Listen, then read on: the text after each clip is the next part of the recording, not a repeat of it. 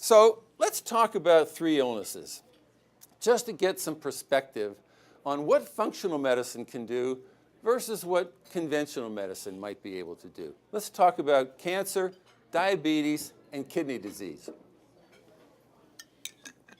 All right. First question, can cancer be reversed? There's a new book out. I had the privilege of going to a conference last week in the other side of Florida, on the other coast. And one of the speakers was Dr. Kelly Turner. And Dr. Turner did something amazing. She looked back in the medical records over the last 100 years, and she looked at a topic called spontaneous remission. When doctors have a situation where a person's been able to survive stage 4 cancer, they write in the category where it says why, they write spontaneous remission. We don't know what the reason was, the doctor's saying, but they don't have cancer anymore. So Dr. Turner thought this was rather strange, that these hundreds and thousands of cases would be reported as spontaneous. So she tried to find a couple hundred of these people to interview, and she talked to them and find out, was it really spontaneous? Were you just walking down the street one day and you had cancer, and the next day you didn't have cancer? Is that kind of how it worked? And they all said to her, no, that's not how it worked. It wasn't spontaneous at all. And so they started to talk to her about the things that they did, that they think made the difference between them having cancer and not having cancer. And here are the 9 things that she found out that every one of those people did that had this amazing spontaneous remission.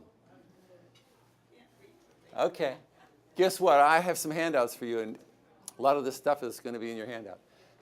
Radical changes in diet. Radical changes. 9, 10, 15 helpings of vegetables a day. Using herbs and supplements. Every one of them was using some herbs and supplements to help to get their cancer under control and to reverse it. Having a strong reason for living. Taking control of your health, not letting someone else say, you must do this and you must do that. They became the coordinator of their recovery. Following your intuition. Let your body and your soul and your mind tell you what you need to be doing, because your intuition is usually pretty good on these topics. Releasing suppressed emotions. A lot of people are carrying stuff around, aren't they? And they just don't know how to get rid of it. Increasing your positive emotions. That's what meditation's about. That's what deep breathing's about. That's what yoga is all about. That's what spirituality is all about. Embracing social support. Having people around you that really care for you and really want to do the best thing for you. And finally, deepening your spiritual connections. These are the 9 things that almost every one of these people did in order to reach this spontaneous remission. So what she did in her book, and I recommend that book to you, is she has the case studies in there. She has the stories of the people who did these things. And remember, now I was at a conference where there were 300 of these people in the audience, and I could see during the presentation they were all shaking their head. Yeah, I did that one. Yeah, I did that one too. They were all shaking. They're all cancer survivors in the audience when she was giving her talk. And she got a standing ovation. It was fantastic.